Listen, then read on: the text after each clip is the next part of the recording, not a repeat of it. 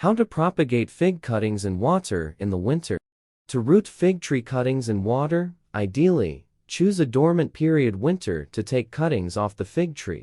I usually do it at the same time as pruning my trees, which is here, in the Mediterranean, in early January. Process. 1. Select the best looking and healthy fig tree branches and cut them off the tree with clean, sanitized pruning shears. 2. Cut branch into 2-3 pieces, each consisting of at least 4 buds. 3. With a sharp knife remove about 2 centimeters of skin bark from the bottom of the cutting.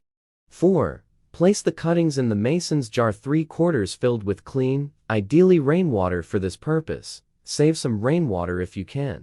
5. Place jars indoors, near the window, out of direct sunlight.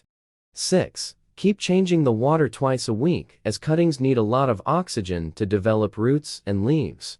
7. Option: make some homemade rooting hormone and apply it twice a week. Make sure you change the water after few hours. See my article on how to do it properly. 8. In a few weeks, the tiny roots should emerge. See below the progress of my cuttings.